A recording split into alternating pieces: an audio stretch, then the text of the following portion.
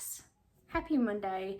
I wanted to come on here and do a video today, kind of a tutorial on how to plan out your Disney vacation yourself without a travel agent, how to make payments on it, some of the rules as far as like when you can book dining and all of that stuff. If you have been thinking about a Disney vacation for a while now and you feel like it's not affordable, or if you feel intimidated or overwhelmed by all of the information, Disney is not like it was when we were kids where you just go and have fun. You know, right now you have to plan stuff. So I planned my own Disney vacation last year and we just got back right after Christmas, and we went the first week of December, but we went during Christmas, and I went on the website and planned it all myself. We had used a travel agent in the past in like 2016 or so. It was the most difficult experience ever, and maybe it was the travel agent I used, I'm not really sure, but I like to be in control of things, you know, to whatever extent I can be. I realize we're not all in control of our lives, but in this particular instance, you can be in control of your own vacation without a travel agent. And to me, that's just easier than relying on somebody else to do it for you. If you've never planned a Disney vacation, or if you found in the past that a travel agent was difficult to work with, or they were not responsive to you when you had questions or didn't explain things, I'm here to tell you that this was my first time as an adult planning this myself. It was the easiest, smoothest experience I've ever had in my life. I got to choose what I wanted to do. If I had to change anything reservation wise or like dates or any of that, I didn't have to get in touch with someone. I just did it myself. So you can go on the Disney website, plan your own vacation, make payments on it, choose everything that you do. It's super self-explanatory. It's very thorough. And I just feel as though, I know travel agents don't cost money. I mean, they don't. It's a free service they do, and I think they get perks or kickbacks from the company they work for or from Disney themselves, depending on who they work for. But I have just found, because I've used a travel agent once before and did it myself, that doing it myself is just easier to me. And so I wanted to come on here and just do like a little rundown of how I planned out our vacation and what we had to do, some of the rule changes with Disney and all of that stuff. We kind of planned out loosely like dining and stuff like that, but we went into the parks and kind of did a go with the flow type of day every day. And you guys, it was the best, most stress-free vacation that I've ever had in my life. So I am going to show you guys on my laptop in my Disney account how you start and how you plan it and what to do and explain it. And then if you guys have questions in the comments, I will answer those. I am no Disney expert by any means, but I had the smoothest week of my life there. And so I just want to tell you guys the things that I did to plan it, and to, you know, just some of the questions that I had that I found myself by Googling or being in Disney groups. So if you feel intimidated by it, I'm going to show you what to do and kind of allay your fears and ease your mind when it comes to planning your vacation. So without further ado, let's take a look at their website. Okay guys, so we are going to go into the Disney app. It's My Disney Experience. And let me see if it goes to the right thing. It did not. Hang on one second. I'm so sorry. I don't edit, so this is just going to be like a loose video. So my boyfriend went ahead and he planned a vacation for him and his daughter. So that's going to be reflected in here. Probably, but I'm going to go ahead and start a new vacation just to show you guys how to do it. So this is what the website looks like. Up here you have Walt Disney World, tickets and parks, places to stay, things to do, shop, help, all of that. And it's so easy to navigate. So let's see if his is in here. Actually, he has his own account linked to our family account, so there's nothing in here, so that's good. So you're going to want to go up to tickets and parks. Let's see, wait a minute. No, that is not true. Go to places to stay. you guys are going to pick your resort hotel first if you're staying on property. So in this tutorial, this is going to be like a total package thing. There are so many perks to staying on Disney property, including free parking, you know, early entry to the parks, so many things. And I would never recommend staying off property for that reason. And you can resort hop, you can do all kinds of stuff. So I'm just waiting on this slow internet, you guys. I'm sorry. Thank you for your patience, it says. And yes, that is true. Let's just see if it's ever going to go there. So what I'm going to do is just show you guys exactly the plans that we made when we went. So we stayed at the Art of Animation resort, and it was beautiful. If you guys have watched, well, actually I haven't uploaded it. I have a whole video for it. So this is what we did. So you're going to go to check availability, and ticket prices are going to fluctuate a little depending on your dates when you go. So I will say that we do not enjoy hot weather whatsoever. We went in December because it was spring-like temperatures. We enjoy that. I don't want to burn up when I go on vacation. So you guys can kind of mess around and do a little research on you know, dates that the parks are fullest or emptiest. We found that there was not a whole lot of crowds in the first week of December. So I'm just going to go and say, like, it's January 6th today, right? So if I want to go back at Christmas time, let's just go and do that for instance. And like I said, ticket prices are going to be different every day. So if you want to go to all 4 parks and spend one whole day at each park, which is what we did, you're going to choose your first park day here. Well, this is your check-in day. So your first park day would be December 2nd, okay? Because your first check-in day is the 1st, and you can't check in until 3. That is personally what we wanted to do. We did not want our check-in day to be a park day because we were driving. So we're going to put checkout on the 7th, so that's 6 days. We did 2 adults. So let's just say you're going to do 2 adults and 2 children, okay? Let's see that, because then you know that, so I will be transparent. We paid $3,700 for a week for 2 adults with the dining plan, no park hopper, because it takes you a full day at each park, especially when you have kids. So let's just say each kid is, I don't know, let's say 8 and 10. And you guys, these are so variable because it's all going to depend on how many children you have. But most families are 2 adults, 2 kids. Let's just do the average size family, okay? So we did the Little Mermaid room with 2 queen beds. They do have a suite. So we did the Little Mermaid standard room. If you guys want to do a suite, as you can see, a suite is about double the price per night as just a standard room. They have Nemo, they have Lion King, they have Cars, and they have the Little Mermaid. So right now, it looks like the Cars suites are all booked up. So they have Lion King and Nemo available. So this is the cheapest route you can go. This or the Pop Century or All Star Sports. Let's see. Yeah, okay, so we're going to hit yes. And then it updates your cart to the number of nights you're staying, which look like, I think I did 5 nights. Let's see. Okay. And then the theme parks require reservations at peak times, but when you stay on property, you do not have to make theme park reservations. I think that's for annual pass holders and stuff. So we're going to do 4 park days, okay? So here are the park tickets. Hold on. Oh, it's because his stuff is in my cart, I think.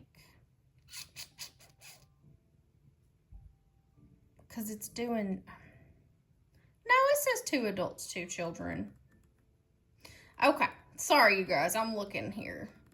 So 4 park days. We're doing a base ticket.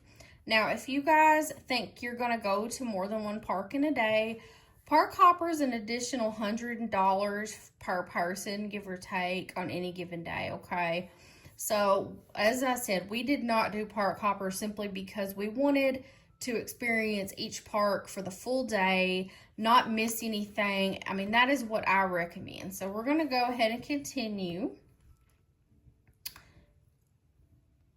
Let's see if it gives me the option for the dining plan, because I probably should have clicked here. Okay.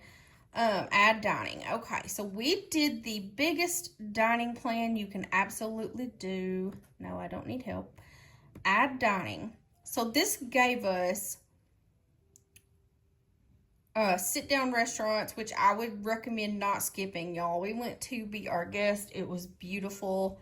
And we went to Crystal Palace, which was also amazing. These are one of the Crystal Palace is a character dining experience with Winnie the Pooh and friends. And then Beauty and the Beast, or Be Our Guest, the Beast walks around. Now, it is not considered character dining because they don't interact, but, you know, and there's no bell or anything, but he does walk around. So it was really cool. And it's like a, you know, I think a 3 or 4 course meal. I can't remember. We did, well, yeah, it was appetizers, main course, and dessert, so it was 3. But it was amazing. I don't know what is going on with my internet today, you guys. I do apologize for that. I'm trying to go in and do this to show you guys how you can put a deposit down and make payments on your trip. So this thing is crazy. See our weather alert down here? We have snow and ice, which is why I'm home today, not working, and I got the whole house clean and got all the laundry done and everything, so it's great. I don't know what is going on with this thing. I wonder if I should refresh it. Technical difficulties over here, I guess. Okay, select a dining plan. So we did the Disney dining plan. If you want to do Disney quick service, it's 2 quick service meals per person, 1 snack, and 1 resort refillable drink mug per person. Now, the drink mug you can only use at your resort or other resorts. You cannot use them in the parks unless you're getting water. So just understand that, okay? Most of your quick service meals come with a drink. It's included in the price. And then, of course, the sit-down ones do as well. Now, we did this because, like, say at Crystal Palace we went, and it's a buffet style. It's beautiful. You can do breakfast or lunch. We did breakfast. You get a drink, just a regular drink like tea or soda, chocolate milk, orange juice, whatever. And then you also get an alcoholic drink or a specialty non-alcoholic drink with it. So, let's hit select here on the biggest one, because like I said, we did that and I do not regret it one bit, okay? So for the whole week, for 4 people, it's going to be $6,687.46, okay? What you do is you put down a $200 deposit today. Now, this specific example is booked at Christmas time, so you have almost an entire year to pay it off. You have until the month before you actually go. And you can go in and pay $1 if you want to on it, okay? Or you can pay $10 a day or whatever. Like, because I gig work daily, I get paid daily, okay? And I mean, it was easy just to go in and say, okay, I made $200 today. I'm going to put 20 down on my Disney trip today, you know? And so it's so manageable, especially if it's a mom and a dad and 2 kids and you have double income. I'm a single income household, but my boyfriend and I went, so we both paid on it. I'm not actually going to check out because I am not going to go. This is just an example. So let's go ahead and edit to include like a really nice resort. Okay, you guys. Now, I would never do that because you're not in your room at all, except to sleep. And I mean, we just went with the Value Resort, and I will tell you guys, the Value Resort is gorgeous. The food was phenomenal. You can use your dining plan in the resort. It was great. It's really fun to hang out in the cafeteria. I guess call it cafeteria there. It's called Animation Hall. Their cafeteria, I can't remember the name of it. I don't know, but it was so much fun. But you can see Animal Kingdom Lodge is $623 a night. Beach Club Resort $788 a night. So you can totally see the difference in like the value resorts. All Star Sports is probably the cheapest one. It's $203 a night. And it's really nice. We actually went in there just to kind of look at it and see what it looked like, and it was super cool. Pop Century is $2.53. Pop Century is right across the lawn from Art of Animation. You can walk over there and like explore, and it is the coolest area ever, okay? So All Star Music is also $2.03. So All Star Music and Pop Century are not Pop Century, All Star Sports are the two cheapest resorts you can go to. And I will say we went to them just to check them both out, and they were super cool. All Star Movies is another one. We didn't make it over there to that one. I wish we had, because it has the Dalmatians and stuff. But it's in the Animal Kingdom area. You can camp at Fort Wilderness, and it's $144 a night. I can't speak on, you know, the ease of camping there or anything. So Bay Lake is $8.97 a night. You guys get the gist. Like the premium resorts are just crazy high. And like I said, we went with the value resort, and we were very happy with that. So once you've gone in and made your deposit, you can take trip insurance, and I will say I believe it's $199. Let me go back here and see what this does. So we did opt for the trip insurance because things happen. You don't know what's going to happen in a year's time, right? And so it was $200. That is also payable the day that you pay your deposit. So if you're planning to get trip insurance and you want to plan your trip, make sure you have $400 to put down, okay? I'll show you. It's travel protection. I think it's $199. I can't remember, but let me look. And it covers all this stuff here. You guys can go on the website and check it out. Oh, it's $190. So we did add that because you just don't know what's going to happen. So if you add it, of course, it adds $190 to your total.